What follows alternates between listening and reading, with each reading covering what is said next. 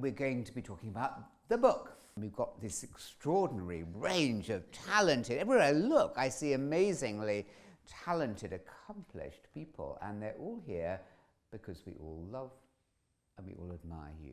So, Laura Hyde, living well, living wisely, something that could be your title of your memoirs. Why have you given the world the blessing of writing this book? Well, for a variety of reasons, but in a way they're not different. Working for over 20 years at St. James, developing what was then called a philosophy course, showed me by the end of that 20 years that it worked. And by saying it worked, I mean that young people were enriched by the introduction to wisdom and made happier. I found that over the years, parents regularly said to me, "Could you please write this down? We want some way of keeping it." And so yes, eventually that's what it seemed to me had to be done.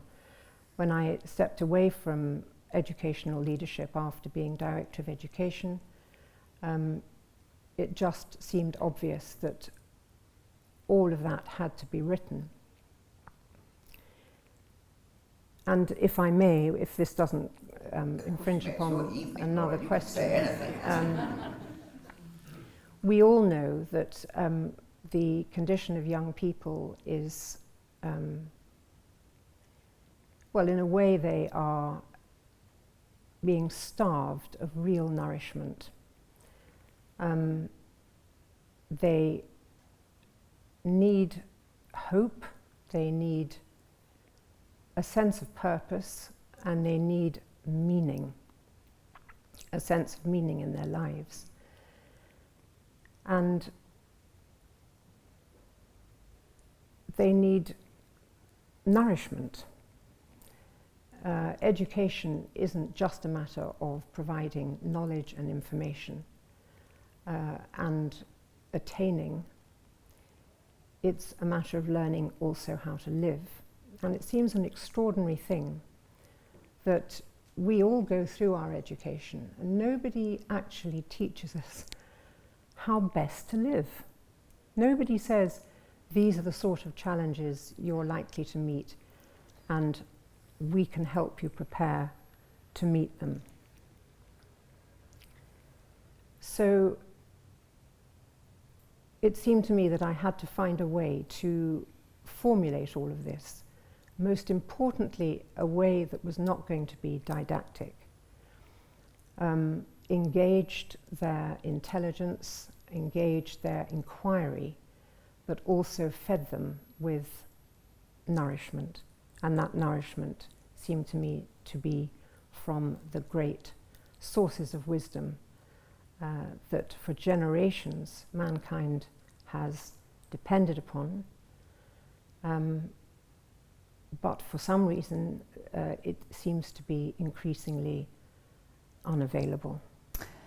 So, can we just note here at this point how unusual it is, present company, there are quite a number of heads present company very much accepted, how hard it is to be a head teacher in the 21st century, and how hard it is to be a school leader, and how many heads are anonymized, brutalized by a system that does not reward the heart, the human heart. It rewards a particular kind of head intelligence. It doesn't have any recognition of corporeal body intelligence, or indeed creative intelligence, or emotional, or spiritual, or moral intelligence. I always want you to all appreciate, I'm sure you do, how much of a pioneer Laura has been in her career. And if that wasn't evident already, it becomes even more evident in the age of AI, which is scooping out. I mean, the Prime Minister has rightly banned social media, or set the country on the path to that for young people. Lots of work to be done on that, but AI is almost infinitely more seductive and potentially damaging than pre-AI social media. And what we need to have in our schools, embedded, as the heads, above all Laura, have done, is the human heart, the human soul. I mean, as Eliot said, you know, what is the knowledge we've lost in information?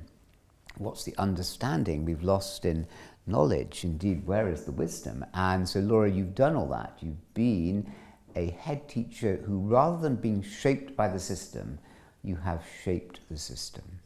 Now, that is rare. What was the greatest single challenge writing it? Do you know, honestly, it flowed. It flowed very naturally. It reads as if it flowed through you, as if you were the vessel for the words. It's very special, very rare and very special. And who primarily, Laura, is it intended for? Well, obviously young people from the age of 11, 12 through to 18, so school, secondary age. But interestingly, teachers have worked with it. Marita has worked with the text with a number of teachers in Australia. And they are so enthusiastic. Apparently they were coming in at 7:30 in the morning in order to have half-hour sessions before the day began, so that they could have conversations based on study of the text. And I think, from my experience, and the nature of the book in a way declares this, it is a whole school approach. And the teachers, certainly the teachers that teach from the book, would need to have gained a real understanding of its content and worked with it. So yes, teachers and parents, because anyone who looks after the young people would have to, in a way, understand the whole picture. So what's happened, Laura? I mean, there used to be that saying, I don't think I've heard it much this century, that school days used to be the happiest days of our life. I mean, come on. I mean, schools should be places of joy, of curiosity, of excitement, of warmth, of love, of discovery, of sharing. What has happened to make our schools places that young people often don't want to be at, are absenting themselves from, are not happy at, are not secure at, who feel that school is something done to them, not for them or with them? What's happened, Laura? Why are so many people coming out of the system damaged? And how have you managed to avoid that? And what is the book saying? And should this be applied in all schools in the country and beyond? I think that we've lost sight of what it is to educate the human being. We're so busy with the mind and outcomes and attainment, all of which are necessary, But somehow I think we've lost touch with the educating the human being and being in touch with the human being. And the power of attention as well. It's a huge subject. I think that young people need to learn themselves how to attend.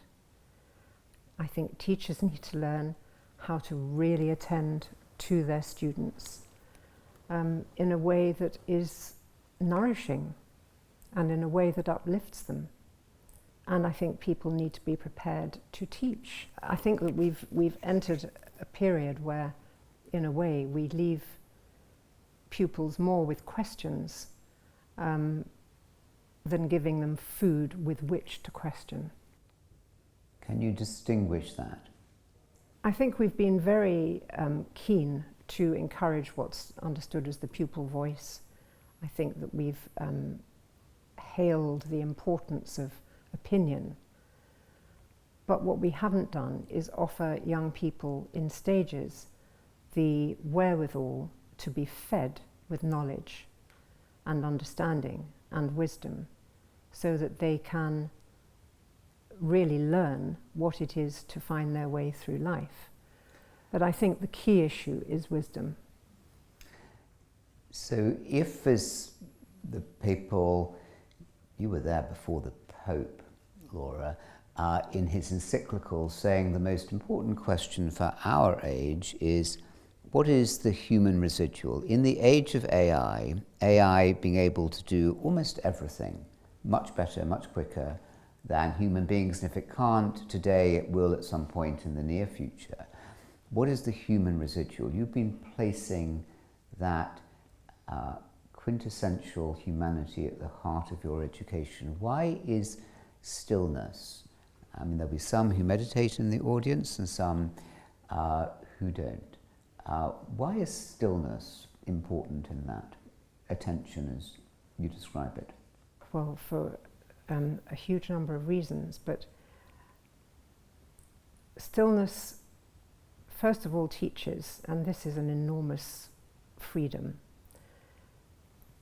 that it teaches the very obvious and simple point that we are the conscious awareness, and that what we observe are the phenomena. They may be physical phenomena, they may be mental phenomena, they may be emotional phenomena, but we observe them, and they all arise and pass and return to that and in that awareness. Knowing that as a young person is a huge freedom, because there's suddenly a complete personal knowledge that I am not what I am thinking. I observe my thoughts, I can observe my feelings, and as such, I am free. And that is a huge understanding. And is that where we meet the divine in our own lives? Yes. And that is fathomless. That's a mystery which words cannot touch. And the structure of the book, from life through to death, can you say a word about why did you structure the book in the way that you did? Yeah, so that was quite an important decision. I felt that obviously the tendency in any stage in our lives is for us to experience life from that particular decade, from that particular year, from that particular day. And certainly when we're young, we don't consider our early life, and we don't consider our later life, and we don't consider death. And that it is invaluable for a young person to be introduced to the whole perspective and to come out from this immediate throng of experience of adolescence and just look at the whole picture and ask questions. A very important aspect of the book are the questions. So equally important is the nourishment of the text and what the text is offering. But the intention is to open up through the questions a reflection on my own experience as a young person in relation to what it is that I'm reading and hearing.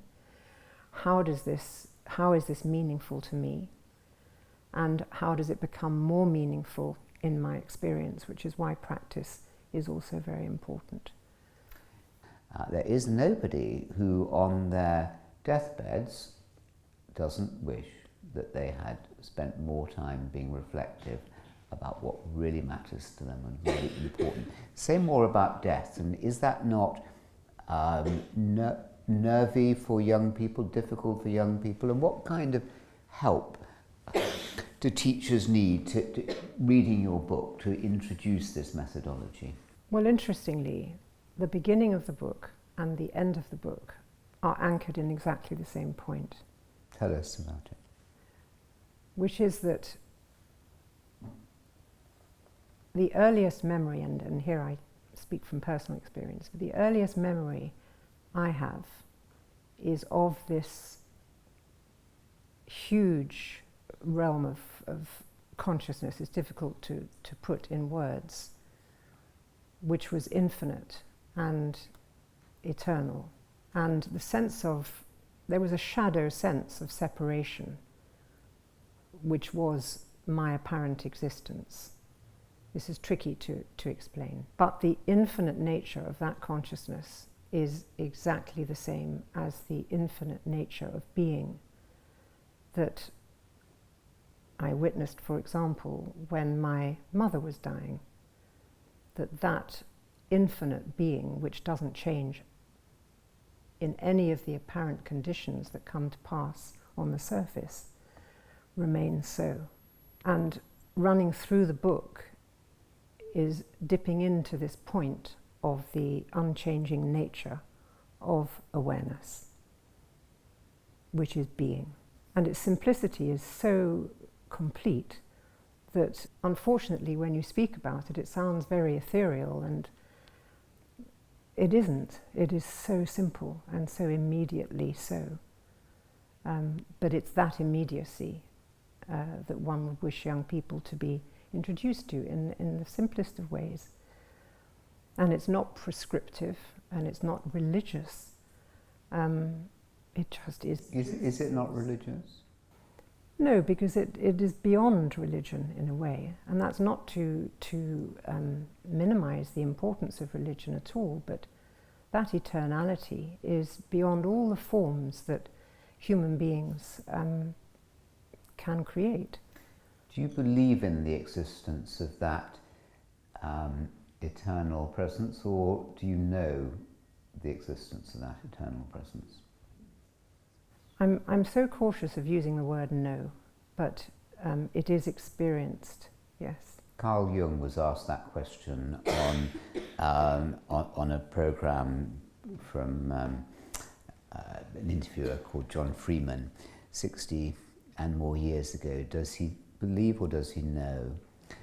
So why have we done this to ourselves? Why have we an education system which, rather than loving children, affirming, supporting them, of course with structure, of course with rules, of course with boundaries, of course with discipline, but why have we done it to ourselves? A system that fills them with anxiety and doesn't help them manage their anxiety, and then doesn't even prepare them for the world of work. And why, Laura, has your work, why is it not more generally understood from people? I think that the adults have stopped being adults. I think that we have been afraid to speak what is important and to teach what is important.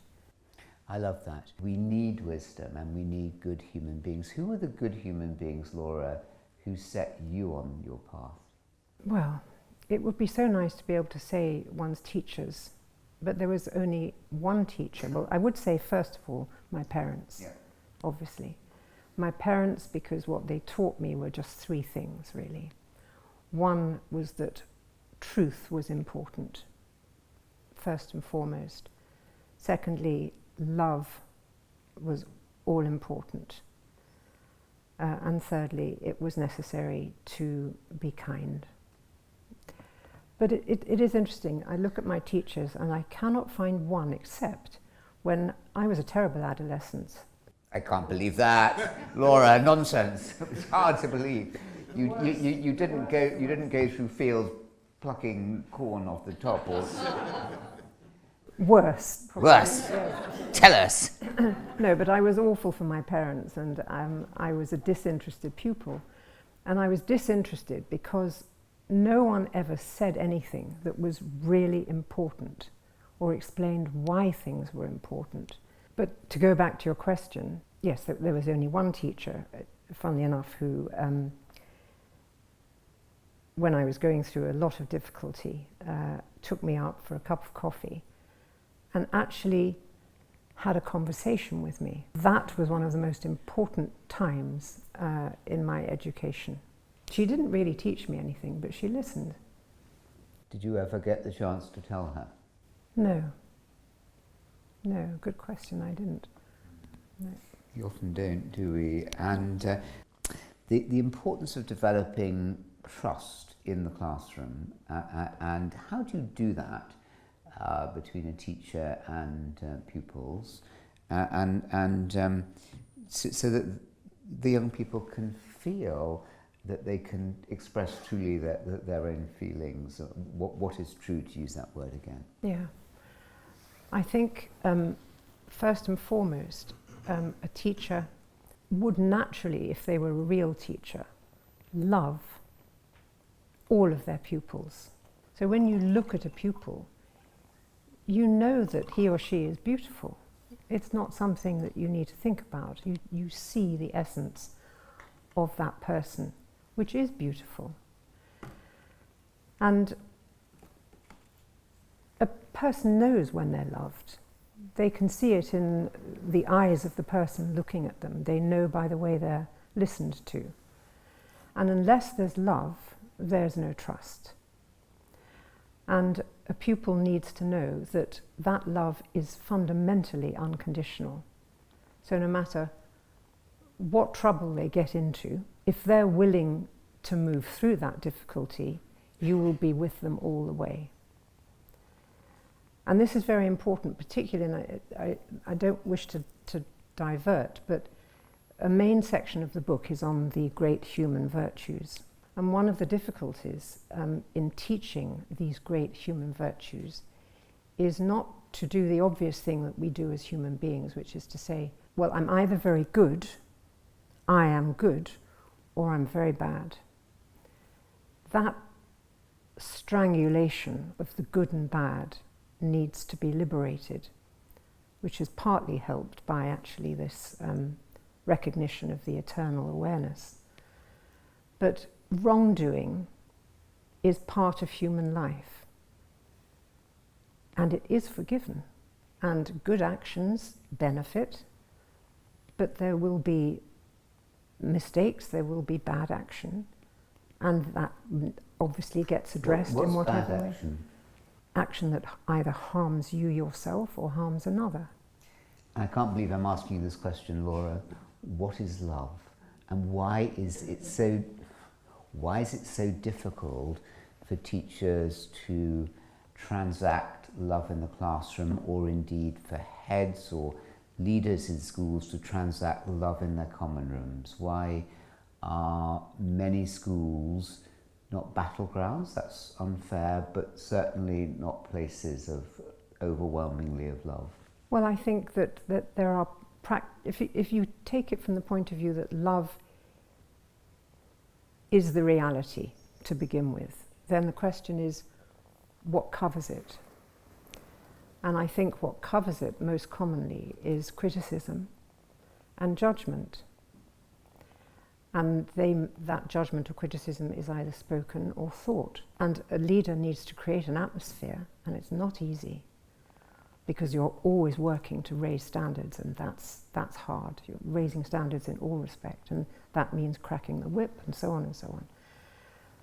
But the aim is to create an atmosphere in which everything is embraced in love.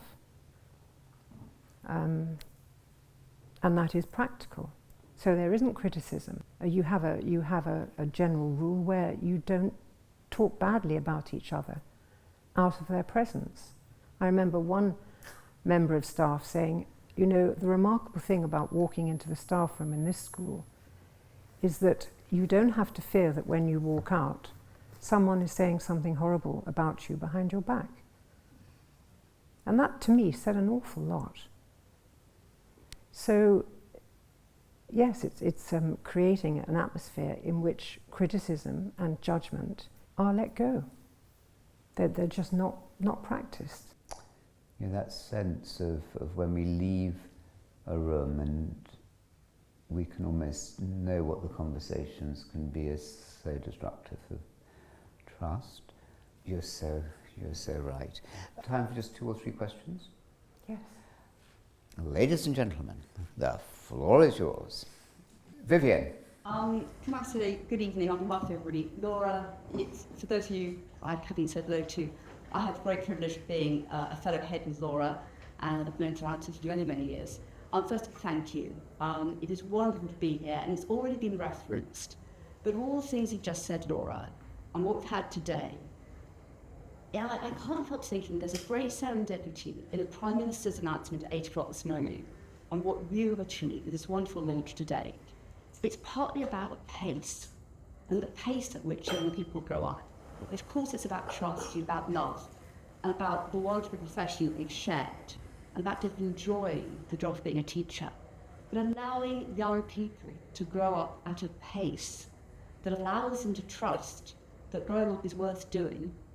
And I'm sure everything since trying to do your book, I just wish there's a copy in every school library, in every school backpack, everywhere. Because it goes alongside what, please God, we achieve in this country, even beyond Australia, which is to slow childhood and growing up down a little bit. We've had it this evening, this reflective, thanks to Sir Anthony, the wonderful reflective moment that even as adults we will need. And what I know you did quite remarkably in your own school. But I think that for every school everywhere, and every teacher everywhere, we're so anxious as adults. And I think we always need to almost trust ourselves that we as adults have something worth achieving. And that actually, because we can see how complex the world is for young people, we think it has to go at a pace. And possibly it's slightly biblical. Possibly to all things there is a season. And that season is also childhood. And it needs to slow down a bit. And there needs to be a night-time curfew. So I'm afraid that might not be a question, but Thanks, Vivian. So question there on pace and the loss of the innocence of childhood, the glory of childhood. I think that's such an important point, Vivian, and all I would say is I think it therefore tells us that we have to be so careful what our children imbibe, because we are the summation of everything that we have taken in, everything we've seen and heard. My name's Claire Rees, and Laura, Mrs. Hyde, was my teacher when I was 4. Oh! And I want to thank you for the love that I experienced, because as you pointed out, it's really important to be able to say that. And I'm sure there were many other people who experienced that. Probably they're not all in this room, but I think that you demonstrated, and that was quite a long time ago, and you were probably a very new teacher then, and you were doing it, you were loving with all your heart. So thank you very much.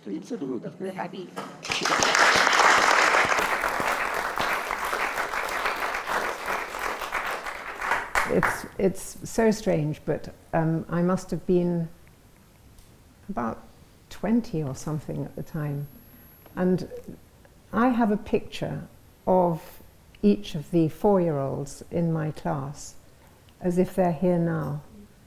And my memory for the past is very poor, but those faces are crystal clear, and that she's still in there.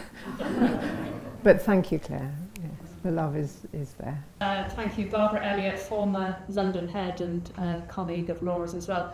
My question really is, where are the parents in all this? Because I think the big shift, certainly from my experience growing up, was the fundamental respect that my parents had for my school teachers. And I fear that that's evaporating if it hasn't already gone. Thank you, Barbara, very much. And how did you deal with parents and tricky parents too. Bet you had some. Yes. Some in the room, perhaps. Feel free to pick them out, and they can stand up. I think what Barbara says is very, very important, because I think parents also have lost their way. And authority has come into disrepute, and we can see the reasons why. And all the more important that we grow in our young people the ability to respect the authorities that do exist, and first and foremost is the parent. And there are forms of behaviour which we've forgotten, which we need to inculcate again in our schools, and not to be afraid to.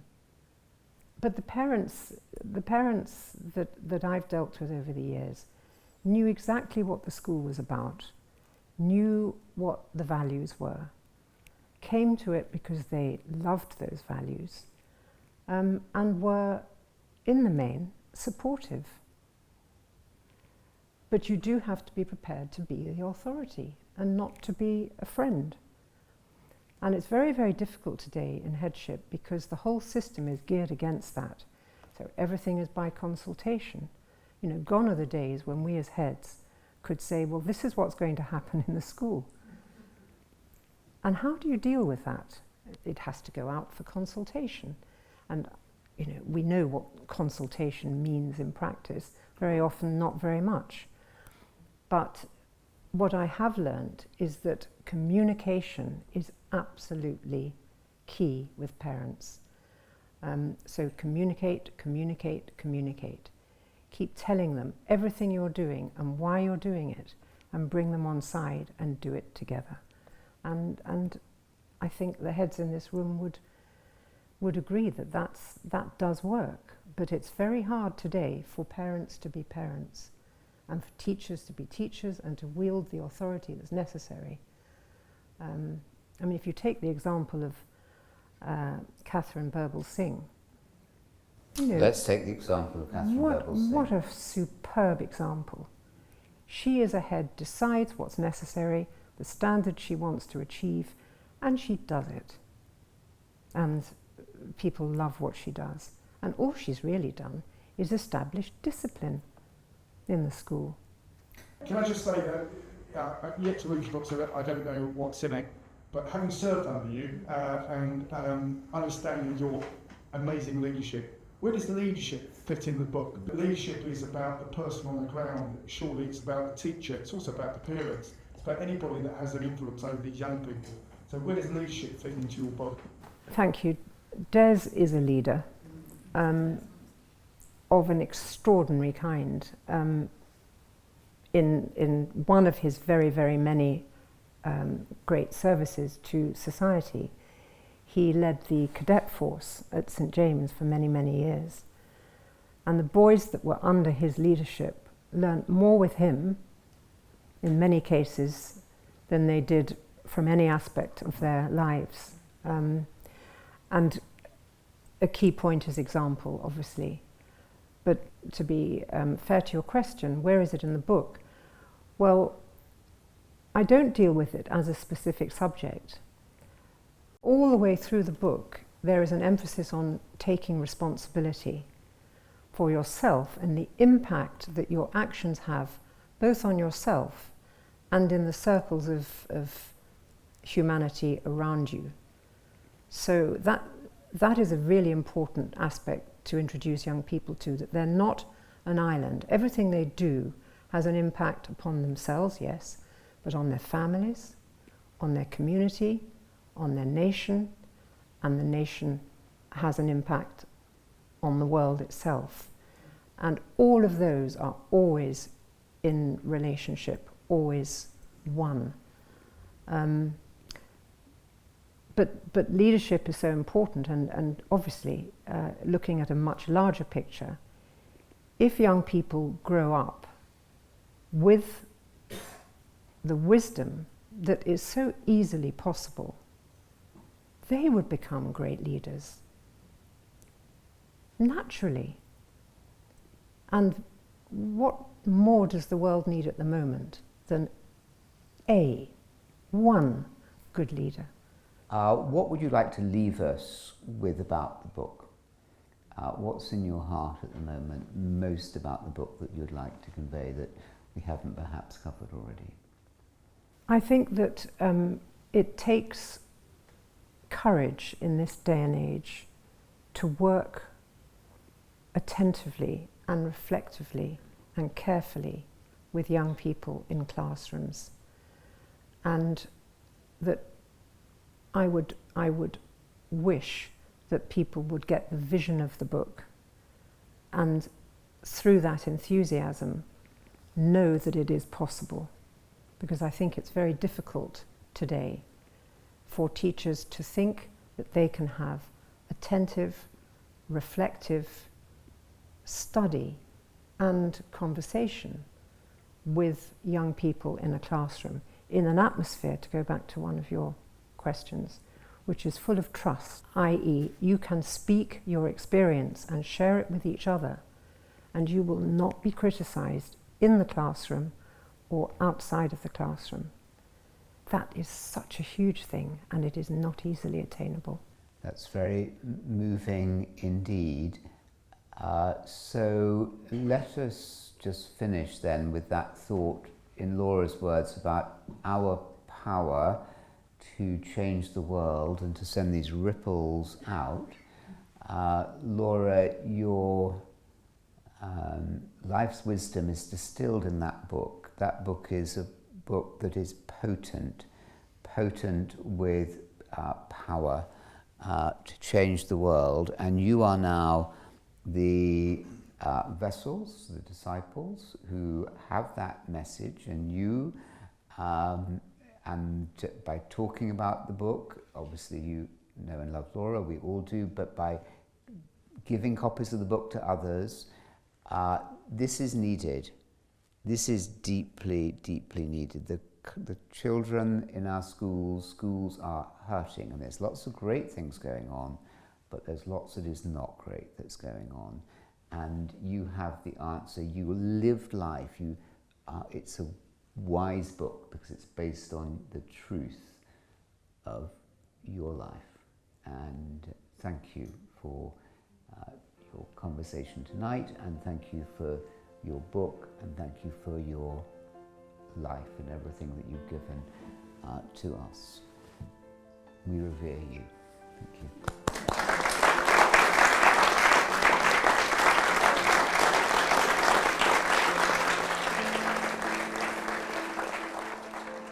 I've already got the book, but I was trying to get another copy. She was a governor at Blue Coat when I was second master, and then as head. She's always been someone of great gentle wisdom, and as a head I can listen to what she's saying and recognise everything that she talks about: love and trust, relationships essentially at the heart of all that we do. Without those two things, then we're doomed. I worked with Laura when she was the head at a school called St James, and she was an enormous support to me as a new teacher. She taught me about loving the children, how important it is to love the child in front of you. Always to see that which is pure within the child.